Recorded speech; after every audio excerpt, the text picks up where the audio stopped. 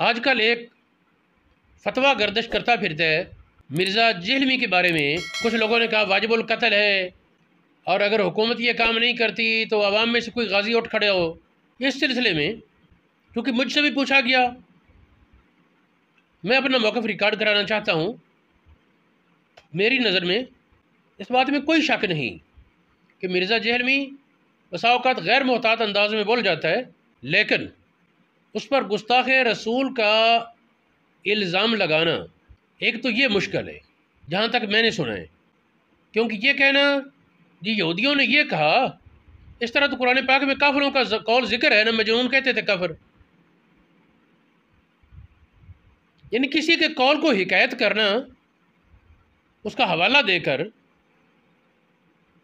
اس سے شاید گستاخ کہنا تو مشکل ہوگا۔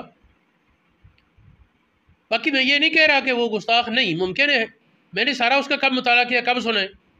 میں ایک اجمالی بات کہنے کے لیے حاضر ہوں کہ اگر ہمارے بعض علماء کو شرح صدر ہے کہ وہ گستاخ ہے، تو جب عدالتوں کے ذریعے یہ کہتے ہیں جو اس کو واجب القتل قتل کرو، تو تم عدالتوں میں یہ جو کیوں نہیں کہتے کہ اس کو جی ہمارے ساتھ بیٹھنے پر مجبور کرو؟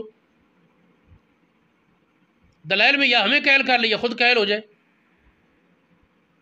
عدالت میں بلا لیں اس کو، یا اگر اپنا موقف جن معاملات میں اختلاف ہے اس کو بلا کر یا اس کے سامنے جا کر دلائل کی بحث کریں۔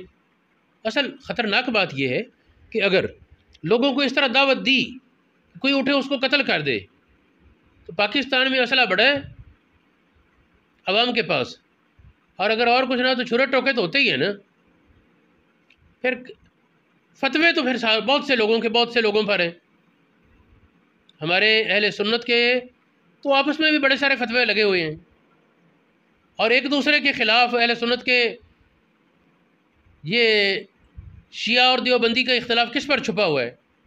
وہ اس کو کافر کہتے ہیں، وہ اس کو کہہ جاتے ہیں، اہل سنت کو بہت سے لوگ کافر کہہ جاتے ہیں۔ تو اب جس کو کافر کہا وہ واجب القتل ہے، کیونکہ کلمہ پڑھنے کے ساتھ، مسلمان ہونے کے ساتھ جو کفر کا ارتکاب کرے وہ مرتد ہے، اور مرتد واجب القتل ہے۔ ہر کسی کو کھلی چھٹی دے دیں، ماریں، ایک دوسرے کو کاٹیں، یہ ملک کے امن کو برباد کرنے کے برابر ہے۔ اس لیے عوام الناس کو اس کی دعوت دینا میری نظر میں یہ ملک کو خانہ جنگی کے راستے پر لانے کی بات ہے۔ جس کسی کو کسی سے دشمنی ہوگی، بندہ اٹھ کر مار دے گا اور کہے گا جی اس نے گستاخی کی تھی۔ نہیں، عدالت کے ذریعے کریں، قانون کو ہاتھ میں نہ لیں، ملک کا امن برباد نہ کریں۔ ہاں اگر زیادہ شوق ہے تو پھر ہمت کر کے ملک میں انقلاب لائیں، اسلامی نظام کا نفاذ کریں، سیاسی طور پر آگے بڑھیں، عوام کو اپنی منطق سمجھائیں، اور اس کے بغیر یوں ہی کھلے عام کہنا کہ بس وہ اس کو قتل کر دے، وہ اس کو کر دے، تو یہ دانائی کا اور حکمت کا طریقہ نہیں۔ اللہ رب العالمین توفیق عطا فرمائے۔ یہاں میں مرزا جہلمی کو بھی کہنا چاہوں گا، اللہ پاک توفیق دے، اپنی زبان کو محتاط رکھ۔ ہر کسی کو لٹھ لے کر ہنکانے والا، کبھی کبھی وہاں بھی وہ اس کی زبان لڑکھڑا جاتی ہے جہاں گنجائش ہی نہ ہو، تو اس کو احتیاط کرنی چاہیے۔ مسئلے کی اختلاف ہے، اس کو مسئلے کی اختلاف رکھیں، دلائل میں ہمت ہے تو جس کا مطالعہ وافر ہے اور اس کے پاس اوقات ہے اس کی، وہ جائے یا اس سے بیٹھ کر بات کرے۔ اگر وہ تمہارے سامنے نہیں آتا، ملاقات نہیں کرتا، تو عدالت میں یا کوئی ثالثی بٹھا کر کسی طریقے سے اس کو بلائیں اور اس کے پاس میٹنگ کریں۔ ورنہ آپ کے اگر زیادہ اختیارات ہیں تو اس کے چینل کو بند کرا دیں۔ لیکن قتل و غارت کی بات یہ بہرحال بڑی زیادتی ہے۔